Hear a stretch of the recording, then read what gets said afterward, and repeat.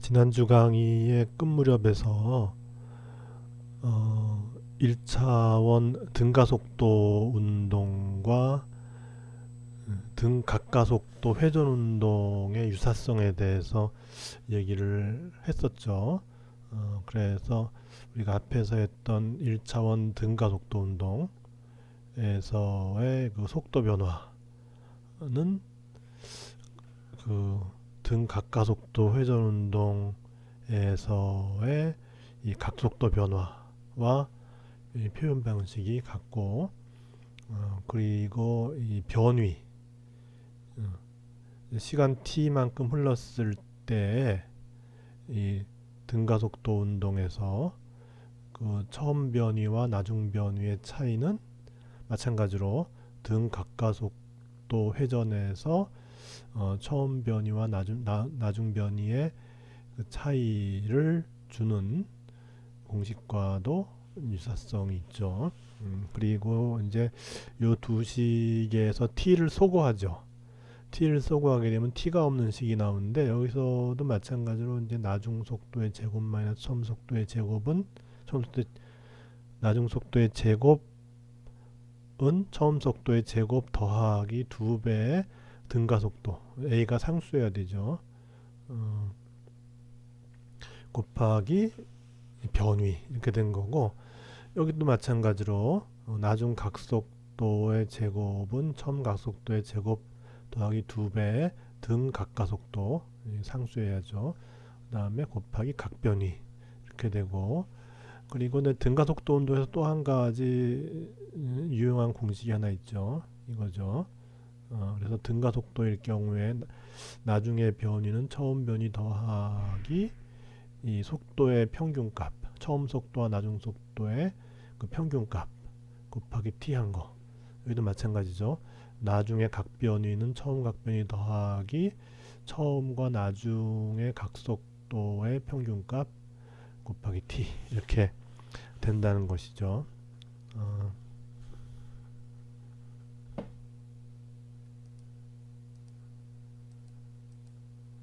그래서 거기 그 227쪽에 예제가 있죠. 그래서 그 예제가 보면은 이 바퀴가 3.5 레이디안 퍼 세크 제곱의 등 각가속도로, 여기 이제 등 각가속도 알파란 얘기죠. 회전하고 있는데, 초기에 t가 0일 때, 그래서 이제 그때 이 각속도 오메가 i란 얘기죠, 그죠? 이제 시간을 카운트하기 시작했을 때 그때 각속도가 이제 오메가 i예요. 그랬는데 그런 상황에서 2초 동안 이제 회전을 했어요. 그러니까 TF가 이제 2초가 되는 거죠. TF가 이제 2초가 되는 거죠. 2초가 지난 후에 이 각변위가 어떻게 되느냐. 그러니까 이제 요때 각변위를 세타 i라 그러면은 이렇게 했을 때 세타 f를 구하라 하는 거죠. 그럼 앞에 서 있는 공식 중에서 우리가 이제 각 변위에 대한 그 공식을 이용하면 되죠. 그래서 이제 시간을 줬으니까 여기서 이제 시간을 이용할 수 있으면 되죠. 시간이 이제 2초가 되는 거고, 요 두 개가 2초가 되는 거고, 오메가 i가 2 레디안 퍼 세크고, 그러니까 오메가 i가 2 레디안 퍼 세크고, 시간이 2초고, 2분의 1의 각가속도가 3.5 레디안 퍼 세크 제곱, t가 2초니까 2의 제곱 했더니 이제 11 레디안이에요. 그래서 이걸 이제 각도로 표현하면은 이 180도가 파이 레디안이니까 한 바퀴 뺑 돌면 이제 2파이가 되고, 그게 이제 360도죠. 그렇게 해서 각도로 따지면 630도다.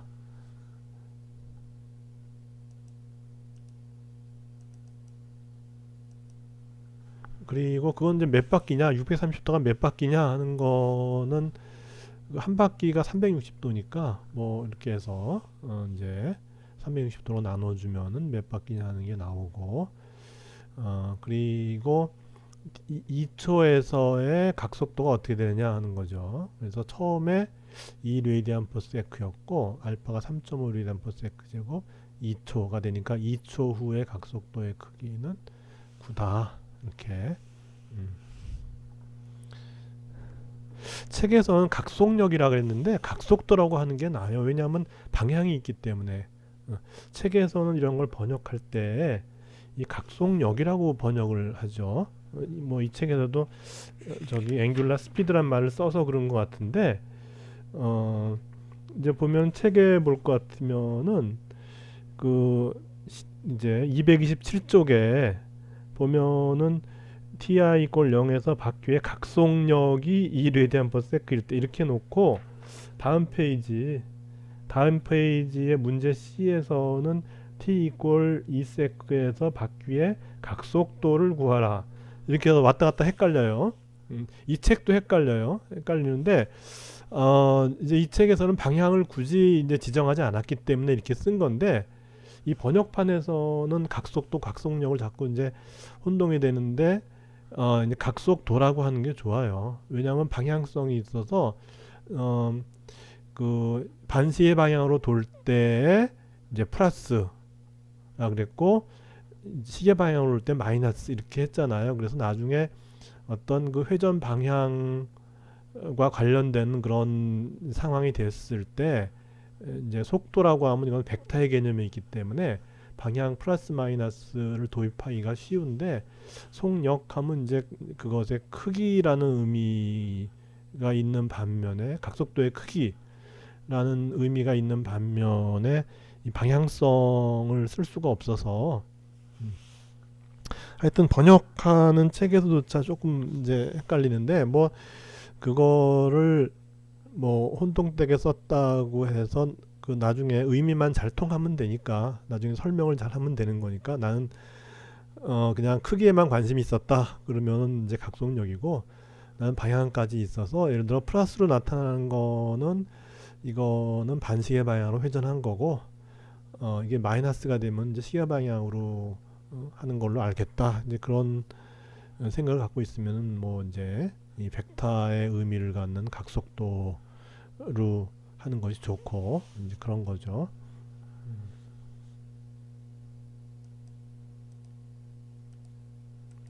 그래서 다음번에 이제 그 회전 운동과 병진 운동, 병진 운동 하면은 직선 운동을 말한다. 이제 그런 의미예요. 트랜슬레이션 병진이란 말은 이제 트랜슬레이셔널인데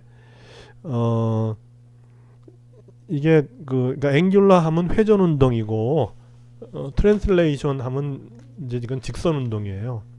그렇게 해서 어 이제 앞에 그 구장에서 뭐 물체가 직선을 따라 쭉 뭐 가는 뭐 그런 운동이 바로 병진 운동, 트랜슬레이셔널 모션이고 회전하는 말 그대로 회전하는 그런 운동은 이제 회전 운동, 앵귤라 모션인 거죠.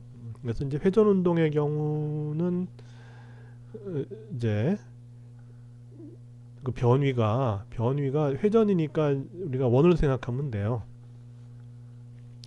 원을 생각해서 그 원의 네, 원의 이제 그 길이 부분을 따라서 원의 그 원주상을 따라서 이제 이동하는 이제 그런 상황이 되는 것이고 그래서 예를 들어서 이제 여기 x축에서부터 시작해서 이제 어느 시간 동안에 세타까지 갔어요. 각 이 세타까지 갔을 때 요 이제 이동한 거리를 일단 생각해야죠. 그래서 이동한 거리 s는 r 세타가 되고 그러면은 이동한 접선 속도는 어떻게 되느냐? 이게 접선으로 움직이는 거니까 이게 그죠? 이게 속도 벡터의 방향은 바로 이 접선 방향이죠. 이렇게 접선 방향이라서 이 접선 속도는 요 ds dt 시간에 대해서 미분하면 되는데 요걸 시간에 대해서 미분하는데 이게 이제 반지름이 일정한 원이니까 r은 변하지 않고 요 d세타 dt 이렇게 되고 d세타 dt가 앞에서 우리가 속도 오메가 이렇게 이제 정의를 했으니까 이렇게 이제 표현이 된다. 그래서 이때 이제 속도 벡터를 갖다 우리는 이 접선 속도라고 해요. 접선 속도. 그때는 이제 원운동이니까 앞에서 우리가 원운동에 대해서 했죠. 그때 속도 벡터는 이제 접선 속도다 그렇게 얘기를 하죠.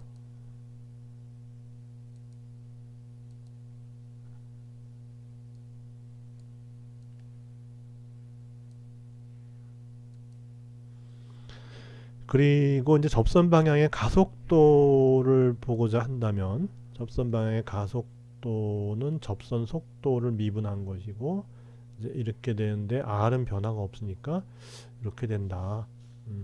그래서 d오메가 dt가 바로 이제 각 가속도 알파가 되니까 이건 이제 접선 가속도가 되죠. 이제 V가 접선 속도였으니까 요 이제 AT라고 하는 거는 접선 가속도가 되는 거고 T는 트랜슬레이셔널이 아니고 여기서는 텐젠셜이라 그래요. 그러니까 접선이라는 의미죠. 요 T의 의미는 텐젠셜이에요. 텐젠셜.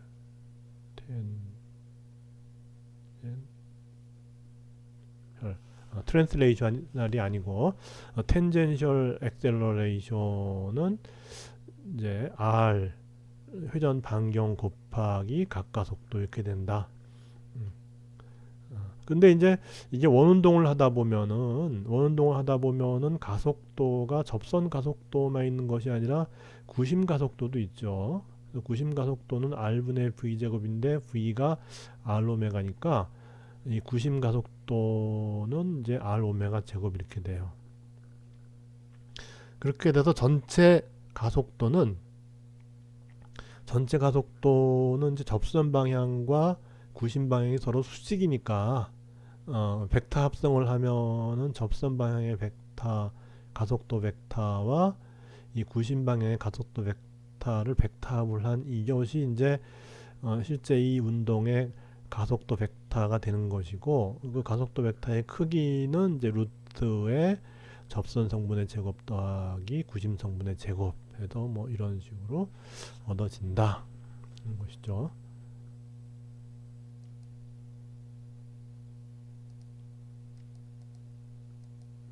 그래서 이 문제는 이제 어떤 문제인가 하면 이 CD가 여기에 이제 홈이 패여 있죠. 홈이 패여서 그 패여 있는 것과 패이지 않은 것이 이제 그 디지털의 1과 0을 나타내는 것이고 그리고 그 패여 있는 거와 패여 있지 않은 거를 확인하기 위해서는 이게 최소한의 어떤 홈의 이제 그 이제 길이가 있어야죠. 그죠?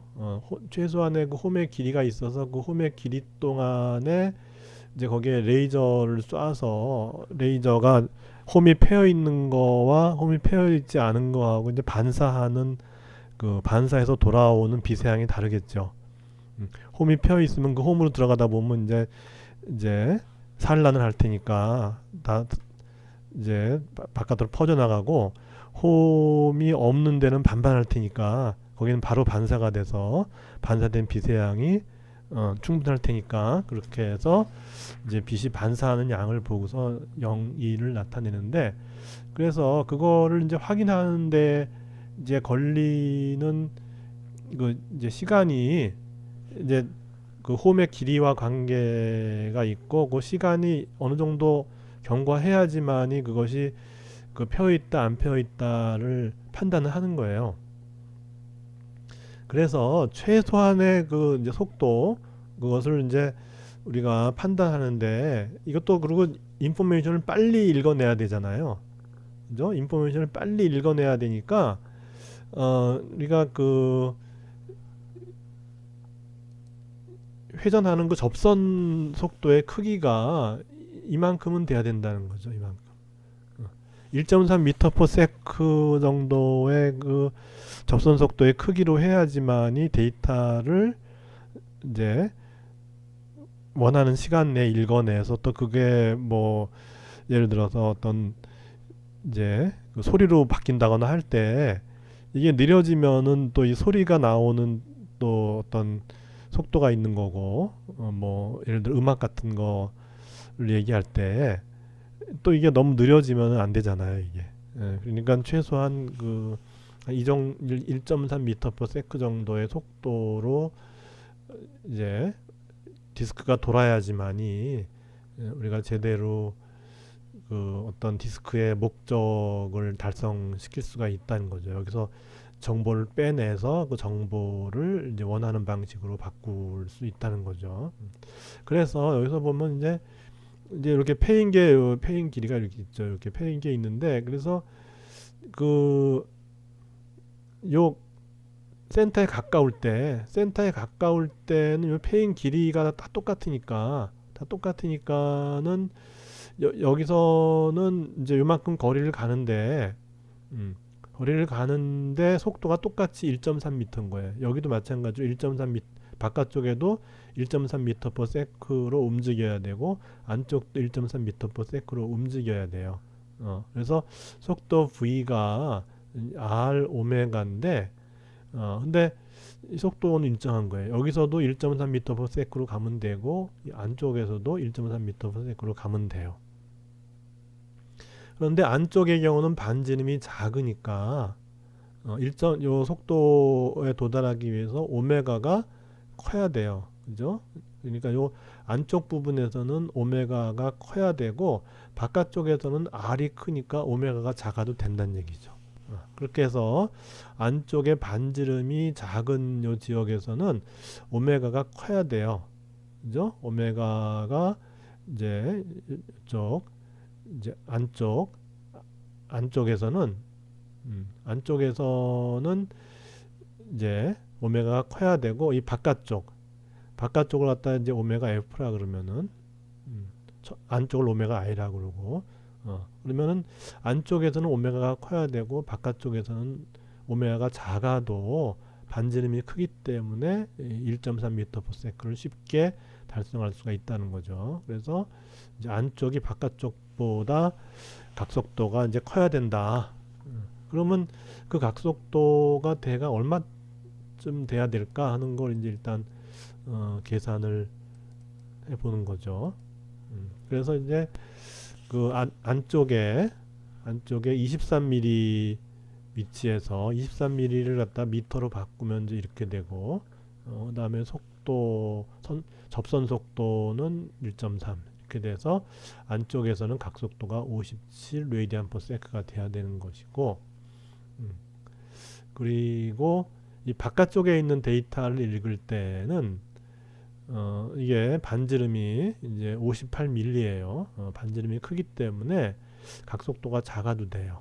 그래서 22 레디안/s가 돼요. 그렇게 해서 이제 안쪽으로 읽을 때는 이게 분당 540바퀴를 돌아야 되는 거고, 바깥쪽에 있는 데이터를 읽을 때는 분당 210바퀴만 돌면 되는 거죠. 그래서 옛날에 그 이제 이런 디스크를 이용해서 데이터를 빼낼 때 데이터가 바퀴가 빨리 도는 어떤 소리가 나죠.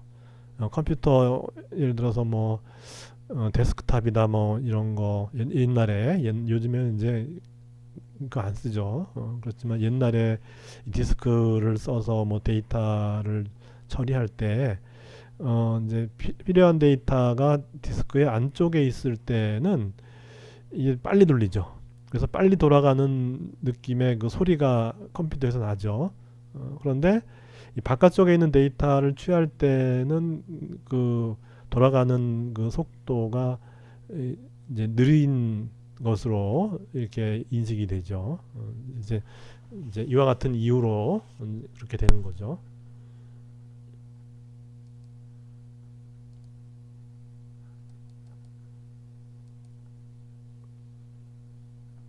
그래서 이제 이게 한 바퀴 다 이제 끝에 처음 시작부터 끝까지 다 스캔하는데 이게 그 이제 74분이 걸린다 그러는 거죠, 그죠? 74분 33초가 걸린다 그러네요. 한 바퀴 다 도는데 그렇게 했을 때 이게 그러면 이제 안쪽에서는 빨리 돌아야 되고 바깥쪽에서는 천천히 돌아야 되니까 각가속도가 있다는 얘기죠. 그죠? 그러니까 바깥쪽은 천천히 돌고 안쪽은 빨리 돌아가야 되니까 각속도가 감소하는 거죠. 그러니까 각속도 감소를 위한 각가속도가 있어야 되는데 우리가 그 각가속도가 일정하다고 보는 거죠. 그래서 등 각가속도라고 보는 거예요.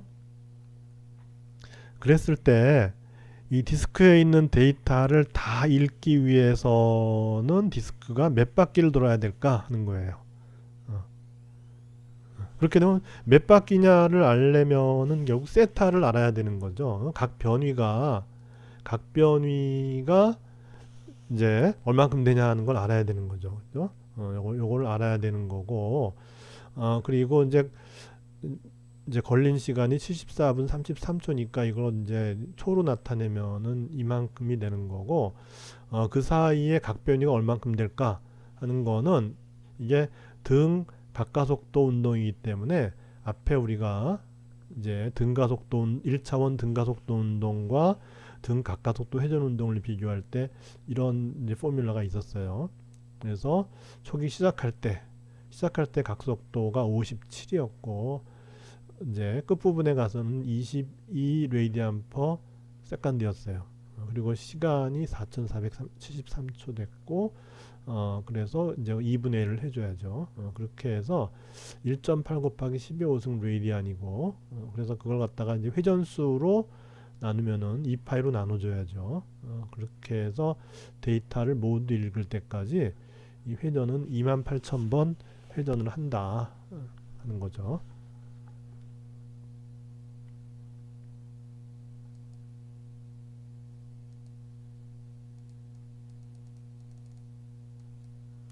그 다음에 이제 각가속도는 어떻게 되느냐?